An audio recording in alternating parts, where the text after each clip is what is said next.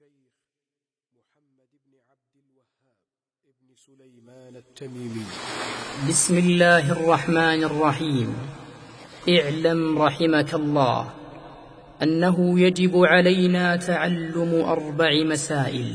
الأولى العلم.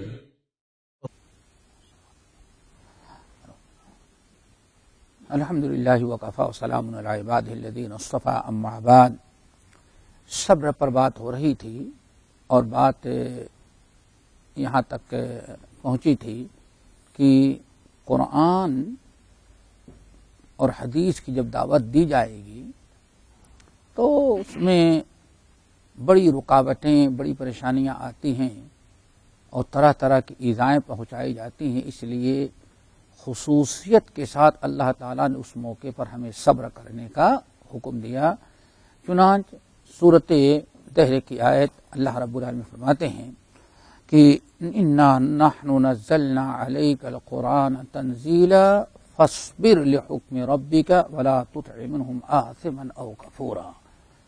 بات کہ اے نبی، ہم نے آپ پر قرآن اتارا ہے، ہم اتار رہے ہیں. قرآن آپ کو ہم دے رہے ہیں، آپ اس کو پہنچاتے جائیں، لیکن فاصبر لحکم ربک، آپ اپنے رب کے حکم کے لیے صبر کرتے رہیں.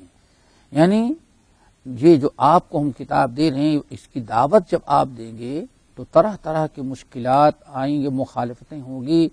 اس لیے آپ عاجز نہ آ جائیں، نہ تو دشمنوں کے منہ لگیں، نہ ان کا جواب دیں، بلکہ آپ کا کام ہے فاصبر لحکم ربک.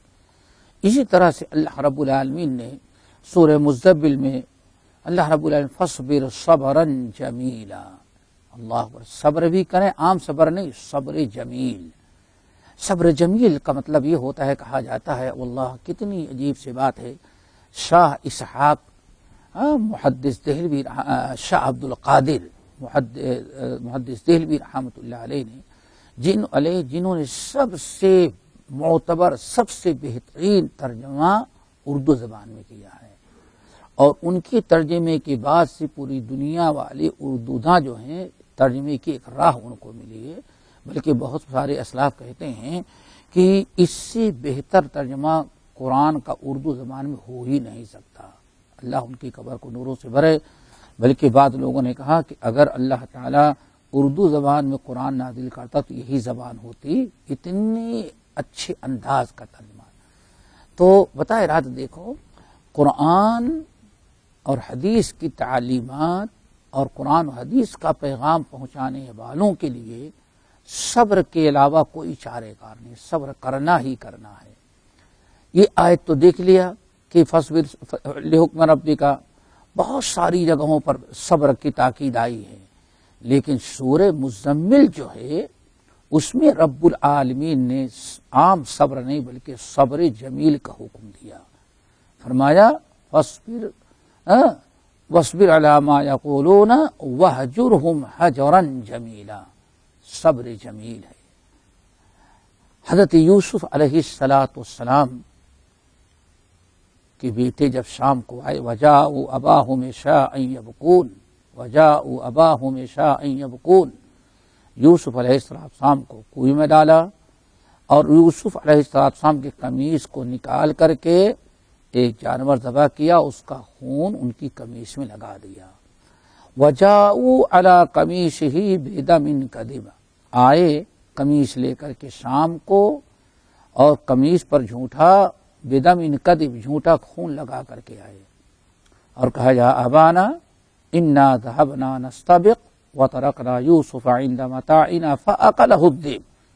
والد صاحب، ہم لوگ ذرا ریس لگانے لگے، دوڑنے لگے، بازی لگا کر کے ایک دوسرے دوڑ لگا رہے تھے، اور وترکنا یوسف عند متاعنا، اور یوسف کو ہم نے اپنے سامان کے پاس چھوڑ دیا تھا تاکہ کوئی چوری نہ کر لے. جہاں سامان ہم نے رکھا تھا یوسف کو نگرانی کے لیے چھوڑ دیا اور ہم لوگ چلے گئے.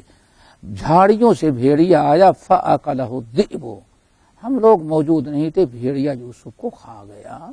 اور یہ قمیص ہے، دیکھیں یوسف علیہ السلام نے جیسے سنا، کہا بل سولت لکم انفسکم امرا، بل سولت لکم انفسکم امرا، بھیڑیا تو نہیں کھایا، تمہارے نفس نے تم لوگوں سے کوئی چال چلائی ہے، تم نے کوئی حرکت کی ہے۔ بل سولت لکم انفسکم، بھیڑیے نے نہیں کھایا، تم لوگوں نے کوئی نہ کوئی حرکت چال چلی ہمارے بیٹے کے ساتھ، لیکن فصبر جمیل، میں صبر جمیل کرتا ہوں، یہ ہے صبر جمیل۔ واصبر علی ما یقولون واہجرہم حجرا جمیلا، صبر جمیل کس کو کہتے ہیں؟ صبر جمیل کیا چیز ہے؟ صبر جمیل وہ ہے جس میں شکوہ شکایت نہ کی گئی ہو، رونا دھونا نہ کیا جائے، سینہ نہ پیٹا جائے۔ اللہ رب العالمین کہ کوئی معاملہ آئے تو اللہ رب العالمین کی رضا کے لیے انا للہ و انا الیہ راجعون پڑھیں، اور نبی علیہ السلام کی سنت پر عمل کرتے ہوئے، کہ جیسے کہ حدیث کے اندر آیا، جب نبی علیہ السلام کے پاس کوئی خبر آتی خوشی کی تو آپ پڑھتے الحمدللہ الذی بنعمتہ تتم الصالحات، اور جب کوئی خبر آتی جو تکلیف دہ ہوتی، رنج اور ملال اور افسوس کی، غم کی، تو اس وقت بھی آپ اللہ تعالیٰ کی حمد کرتے، کہتے الحمدللہ علی کل حال، ہم تو ہر حال میں اللہ تعالیٰ کی حمد کہتے ہیں۔ اسی لیے ہمارے اسلاف صبر جمیل کے پیکر تھے۔ ایک مثال اور دیتے ہیں، شریح رحمت اللہ علیہ کہتے ہیں کہ ہمارے اوپر کوئی مصیبت آتی ہے، ہمیں کوئی تکلیف ہوتی ہے تو ہم 3 مرتبہ اللہ کا شکر ادا کرتے ہیں، یہ ہے صبر جمیل۔ دنیا میں کوئی اس کا ریکارڈ نہیں۔ جب میرے اوپر کوئی مصیبت آتی ہے، پریشانی، تو ہم 3 مرتبہ اللہ کا شکر ادا کرتے ہیں۔ اللہ اکبر۔ یہاں مسلمان کتنے لوگ ایسے ہیں اللہ تعالیٰ کی نعمت پر ایک بار بھی نہیں شکر کرتے۔ یہاں یہ کہتے ہیں کہ ہم 3 مرتبہ صبر کرتے ہیں، شکر ادا کرتے ہیں۔ نمبر 1، پہلا شکر کیا ادا کرتے ہیں؟ ہم پہلا شکر یہ ادا کرتے ہیں کہ اللہ تعالیٰ کا کرم ہے، اللہ تعالیٰ کا ہم شکر ادا کرتے ہیں، الحمدللہ پڑھتے ہیں کہ جو مصیبت آئی ہے اس سے بڑی مصیبت اللہ نے ہم پر نازل نہیں کیا۔ کتنا یہ دین کی سمجھ ذرا دیکھیں، مصیبتیں آئی، مصیبت آئی، لیکن اس سے بڑی بھی مصیبت تو آ سکتی تھی، تو اس لیے ہم شکر کرتے ہیں اللہ اسی چھوٹی مصیبت پر تو نے اکتفا کیا، اس پر ہم اللہ کا شکر ادا کر، اس سے بڑی مصیبت آ جاتی تو کیا ہوتا؟ تو ایک تو ہم شکر کیوں ادا کرتے ہیں؟ پہلا شکر 1 مرتبہ ہم شکر اس لیے ادا کرتے ہیں، کہتے ہیں اللہ مصیبت آئی لیکن اس سے بڑی مصیبت سے تو نے بچا لیا۔ اللہ اکبر۔ کبھی انسان سوچے، روتا ہے، صبر نہیں کرتا، چلا جا رہا ہے، ایکسیڈنٹ ہوا، گاڑی کا زیادہ نقصان ہو گیا تو کتنا ہنگامہ کرتا ہے، کتنا شکایت کرتا ہے۔ اگر وہ یہ سوچ لے الحمدللہ گاڑی کو نقصان ہوا لیکن جان بچی رہ گئی ہماری، یہ بھی ہو سکتا کہ جان چلی جاتی، آپ کا ہاتھ پیر ٹوٹ جاتا، گاڑی کا ایکسیڈنٹ نہیں بلکہ تمہارا کچھ ٹوٹ جاتا۔ تو شکر آدمی کرنا چاہے تو بڑے اچھے انداز سے کہتے ہیں میں 3 مرتبہ شکر کرتا ہوں۔ پہلا شکر تو یہ ہے کہ اللہ تعالیٰ نے جو مصیبت ہم پر آئی اس سے بڑی مصیبت ہم دیکھتے ہیں کہ اللہ تعالیٰ کا شکر ہے کہ اس سے بڑی مصیبت سے بچا لیا ہم کو۔ نمبر 2، ہم شکر کرتے ہیں دوسری مرتبہ کہ اللہ تیرا کرم ہے، تیرا شکر ہے کہ مصیبت دنیاوی چیزوں میں آئی، دینی اور ایمانی کوئی مصیبت نہیں آئی۔ کتنی عجیب سی چیز ہے، سوچنے کا انداز۔ یعنی مالی نقصان ہوا، انسان کا اگر ایمان چلا جاتا تھا، دین چلا جاتا تھا، فتنہ ہے، لیکن اللہ کے نیک بندے اس طرح سے صبر کرتے ہیں، کہتے ہیں کہ ہم سوچتے ہیں کہ اللہ تیرا کرم ہے کہ دنیاوی چیزوں پر مصیبت آئی، مال اولاد پر، کاروبار پر، لیکن دین اور ایمان سلامت ہے۔ نمبر 3 کہتے ہیں ہم اس لیے صبر کرتے ہیں، شکر ادا کرتے ہیں کہ اللہ تو نے مصیبت دی تو مصیبت پر مجھے صبر کرنے کی توفیق دے دیا. یہ شکر ہے 3 مرتبہ. اس کی کوئی نظیر دنیا میں کوئی پیش نہیں کر سکتا. جب بھی مصیبت آتی ہے تو کہتے ہیں 3 مرتبہ اللہ تعالیٰ کا شکر ادا کرتے ہیں. نبی علیہ السلام کے اوپر جب کے پاس کوئی غم پہنچانے والی، تکلیف دینے والی، دل دکھانے والی خبر آتے تو کیا پڑھتے؟ الحمدللہ علی کل حال. کبھی شکوہ. تو صبر جمیل یہ ہے کہ کوئی شکوہ شکایت نہ کیا جائے، صبر کیا جائے اور بدلہ اور انتقام کے لیے نہ سوچا جائے اور سامنے والے کا برا نہ سمجھا جائے. سامنے والے کا برا نہ سمجھا جائے بلکہ سامنے والے کو برا سمجھنے کے سامنے والے کو جواب دینے، اس کو چھوڑ دینے، اس سے ناراض ہو جانے، اس سے کبیدہ خاطر ہو جانے، اس کا بائیکاٹ کر دینا، یہ صبر جمیل نہیں ہے. بلکہ آپ غم پہنچا ہے لیکن صبر کریں، اس کے باوجود آپ اس کے خیر خواہ رہیں اور ہمدرد رہیں. چنانچہ اللہ اکبر، دیکھو صبر جمیل. نبی علیہ السلام کے بارے میں سنا ہوگا کہ جنگ کے اندر آپ کو بڑا لہو لہان کیا گیا، بڑا لہو لہان کیا گیا، بڑی تکلیفیں دی گئی، خون بہ رہا ہے، زخم دھلا جا رہا ہے، مرہم پٹی کی جا رہی ہے، لوگ زخم پہنچانے والوں پر غصہ کر رہے ہیں اور آپ سے کہا جاتا ہے آپ اس کو بدعا کریں کم وقت. لیکن نبی علیہ السلام اپنے خون پوچھتے کہتے ہیں اللہم اغفر لقومی فإنہم لا یعلمون. اللہم اغفر لقومی فإنہم لا یعلمون. اللہ تیرے جن بندوں نے میرے ساتھ زیادتی کی اور مجھے تیر تلوار سے زخم پہنچایا، لہو لہان کیا، اللہ وہ لا علم ہیں، ابھی میری حقیقت، میرا مقام و مرتبہ پہچانے نہیں ہے، اس لیے اللہ ان کو سزا نہ دینا، انہوں نے میرے ساتھ جو زیادتی کی اللہ تعالیٰ ان کی مغفرت کر دے. یہ ہے صبر جمیل. یعنی کسی بھی حالت میں برا نہ چاہے، ہمیشہ دشمنوں کا بھی کیا چاہے، وہ بھلا چاہے. یہ ہے صبر جمیل. وَاصْبِرْ عَلَىٰ مَا يَقُولُونَ وَهْجُرْهُمْ هَجْرًا جَمِيلًا.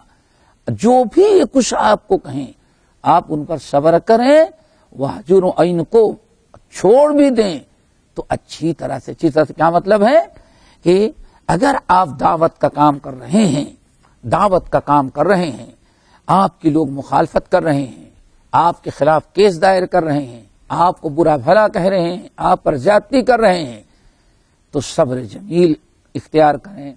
صبر جمیل اس طرح سے یہ نہ کہیں اللہ تعالیٰ ان کو برباد کر دے، اللہ تعالیٰ تمہیں برباد کر دے، نقصان پہنچانے کی بد دعا نہ کریں، بلکہ خیر خواہی کریں کہ اللہ تعالیٰ ان کو بھی ہدایت دے دے، اللہ ان کو ہدایت دے دے، اللہ ان کو سیدھے راستے پر لگا دے.